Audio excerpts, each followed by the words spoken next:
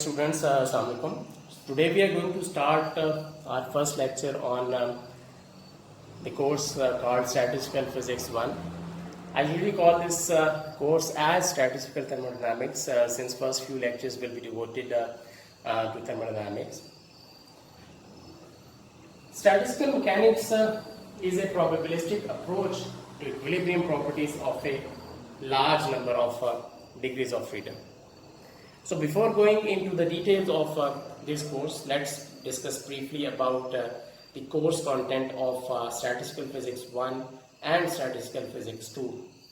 As I said that we are going to discuss about the equilibrium properties of large number of degrees of freedom, and these equilibrium properties are well established or well studied or well formulated using the laws of thermodynamics. So that's the reason that we are going to start from thermodynamics, where we will establish various thermodynamic laws and we will apply these laws to various practical systems.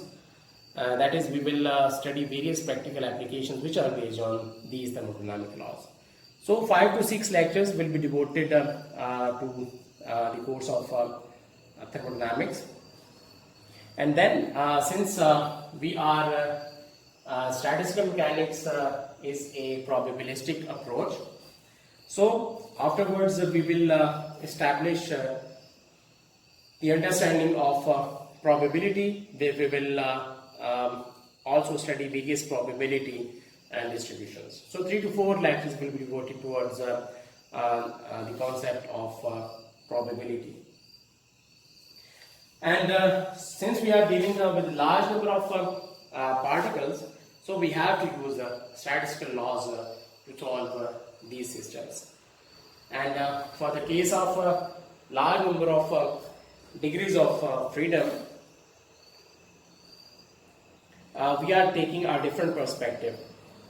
For example, in thermodynamics, what we do is that we are looking at we know that thermodynamics is a phenomenological approach in which you are looking at a black box without knowing what its constituents are, and you try to predict that how its properties are going to change, and then you formulate various laws based on those observations, which is known as the subject of thermodynamics. But what difference statistical mechanics is going to make here is that you will use the ideas of physics, which you know that that black box is composed of a large number of atoms or molecules which are following various laws, either from Newtonian mechanics or quantum mechanics. And thus, if we know the microscopic behavior of these atoms, we should be able to derive how large collection of these systems, these particles will behave. And we can also get the laws of thermodynamics as a consequence of these microscopic degrees of freedom.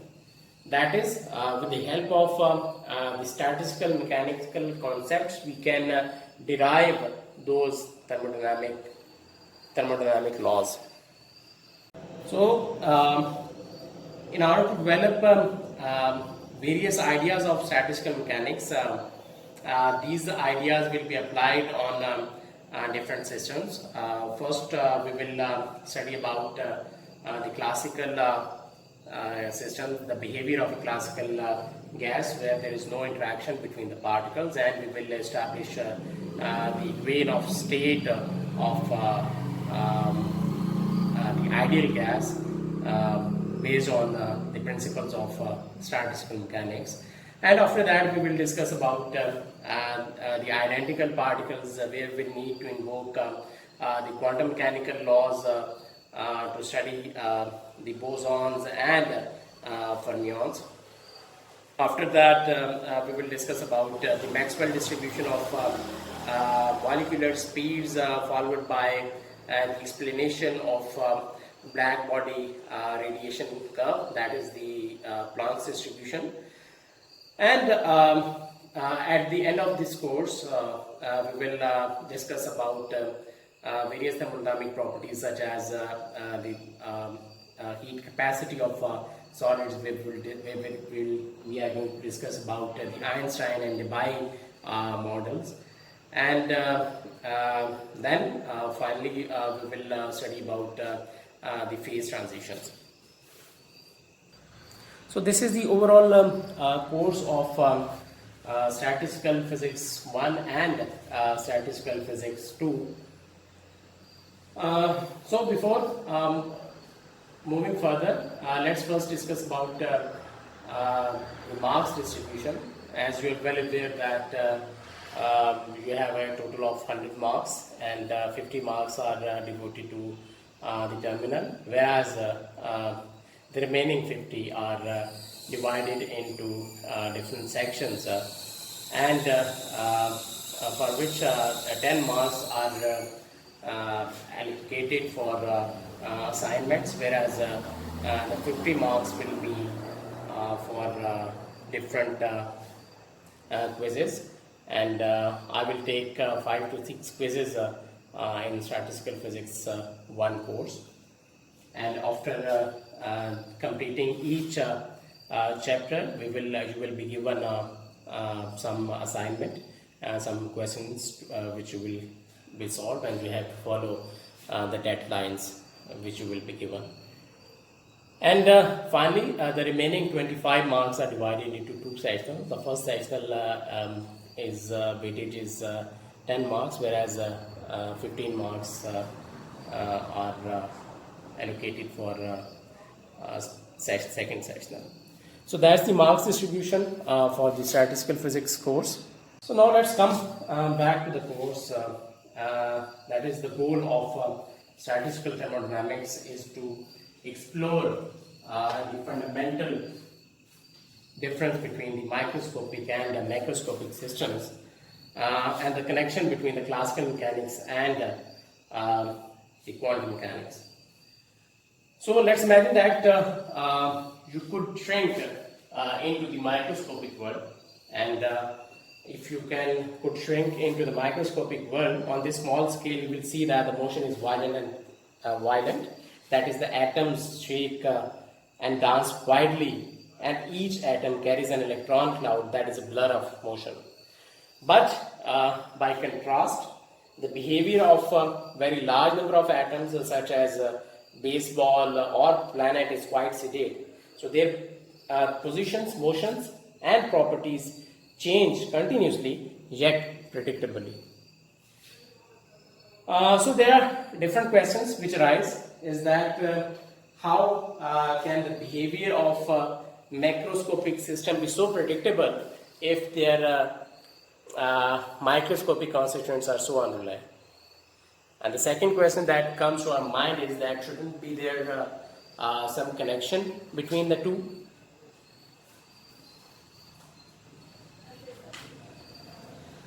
Indeed, the behavior of individual microscopic elements are reflected in the properties of the system as a whole. So thus, in this course, we will learn how to make the translation between the microscopic and the macroscopic properties. Let's now understand that how we can make the translation between the microscopic and the macroscopic systems. So we will explain this with the help of 2 examples. For the first example shows that how we can predict the properties of of large systems using microscopic information. For that, let's consider that if you have a coin, and you know that there are 2 outcomes for any coin. So if you guess that whether a flipped coin will leads heads or tails, you have a 50% chance of being wrong. But for very large number of flipped coins, you may safely assume that nearly half coins will land heads. So even though the individual elements are unreliable, the behavior of large system is predictable. So also the systems could go the other way, that is, from the behavior of the entire system you might predict the properties of individual elements. For example, if you have a die, and if you find that 1/6 of a large number of rolled dice show 6s, you can correctly infer that for any one die, probability to show a 6 is 1 by 6. So the study of this two-way translation between the behavior of individual elements and the properties of the system as a whole is called statistical mechanics, whereas on the other hand, thermodynamics provide a framework for relating the macroscopic properties of the system to one another. So thermodynamics is concerned with only the macroscopic quantities and ignores the microscopic variables that characterize individual molecules. So that's the main difference between the statistical mechanics and the thermodynamics. Now let's discuss different concepts of thermodynamics. And since we are interested in equilibrium properties of systems, so the first concept that we should review is about equilibrium. And you know that there are three different aspects of equilibrium between systems.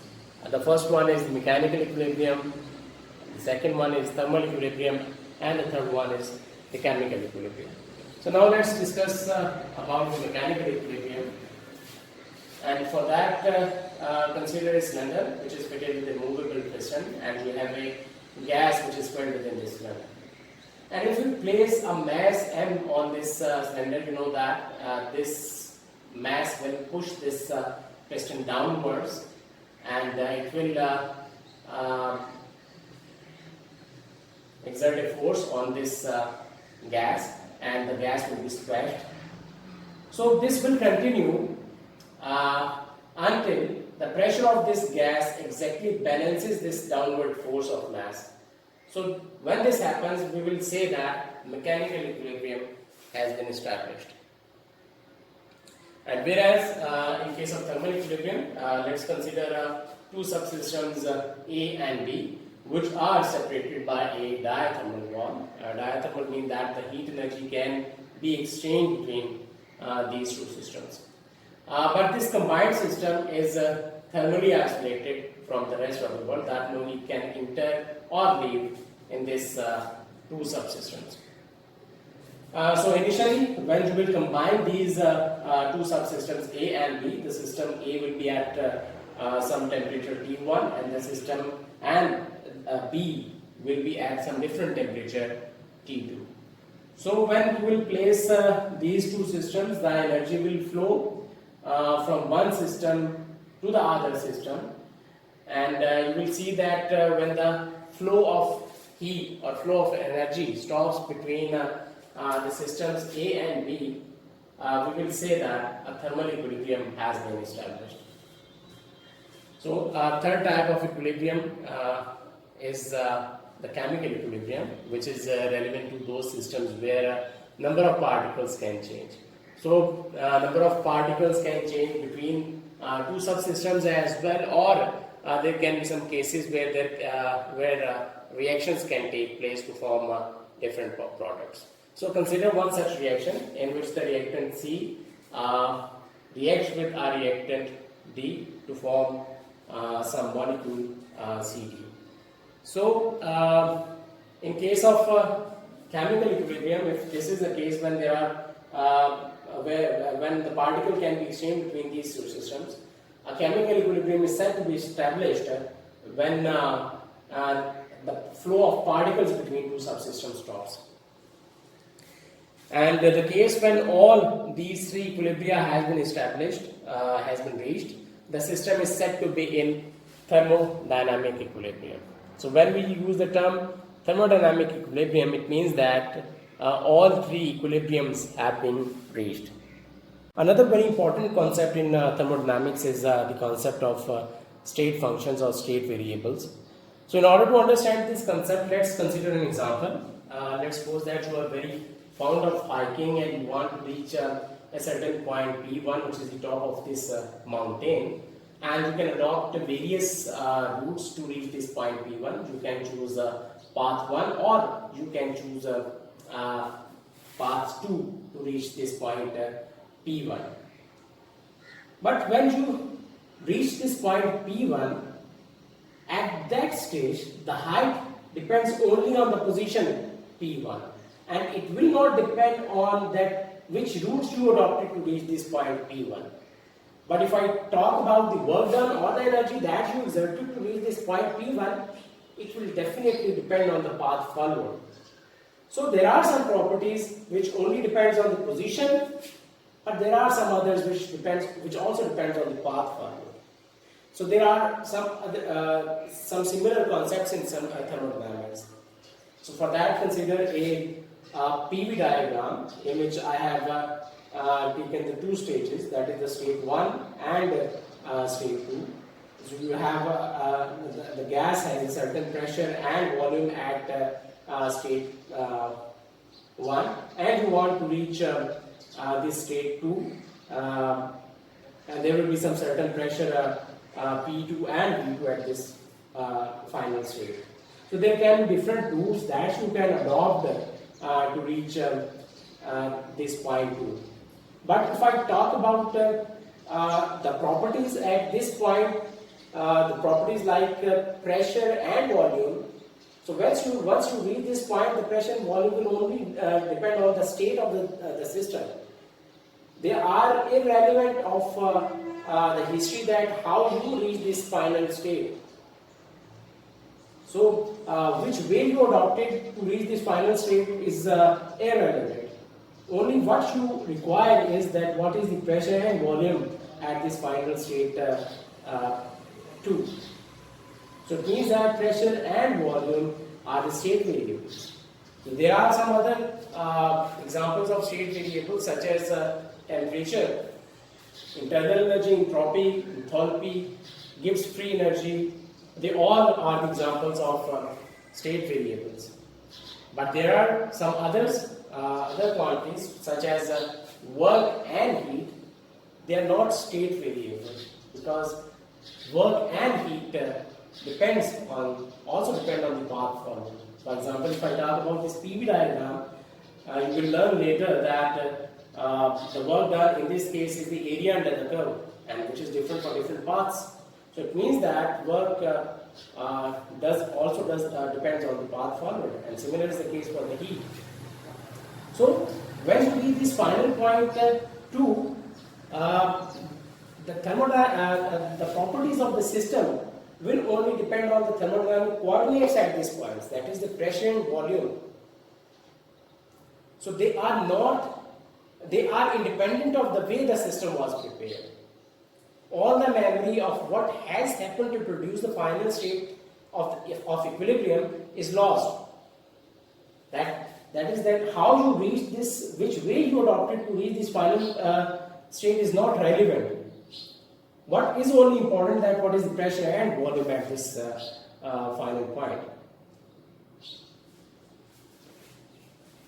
And if you know some state variables, for example pressure and volume, you can find out other state variables as well if you know the equation of state of the system.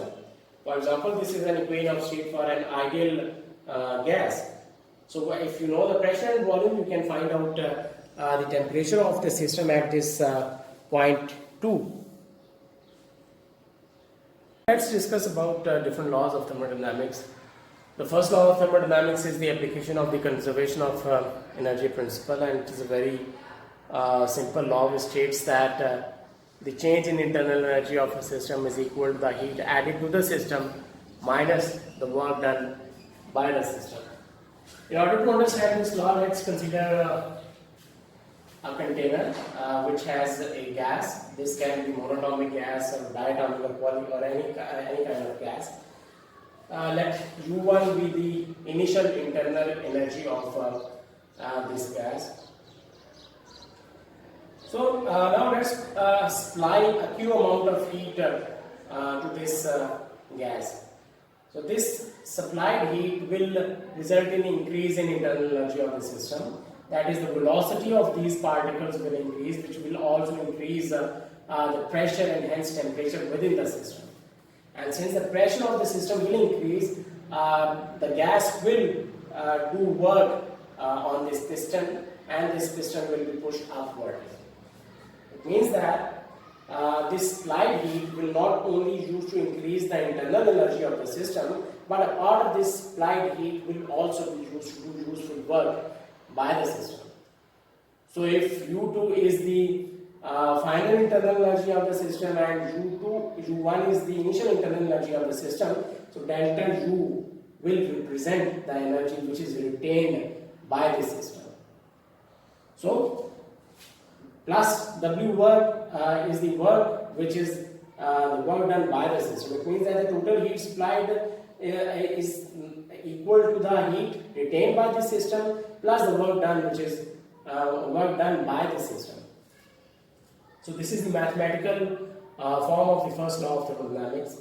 And similarly, if the amount of heat supplied is very small, that is for an infinitesimal heat supplied, we can write the first law in the differential form, which will be equal to dq is equals to du plus dw. And for dw, that I have used a different symbol for the differential, and this shows that it is an inexact differential. We know that work done not only depends on the states of the system, but it also depends on the path forward. So I am representing it with a different sign. Whereas the internal energy is not an inexact differential, it is an exact differential. But the sum of an inexact and exact differential should be an inexact differential. So it means that the heat dq is also an inexact differential, since the heat supplied also depend on the path followed by the system. So as we discussed earlier, that work and they are both the state functions. So here I have shown two PV diagrams in which you reach the final state V2 and P2 by two different paths. And since I have, as we discussed, that the work done is the area under the curve, and we know that the area under the curve in both these cases is different. So it means that the work done is different in both cases, and for a PV diagram, or in this case, the work done can be calculated by using the expression that is P into dV integrated over the initial volume to the final volume.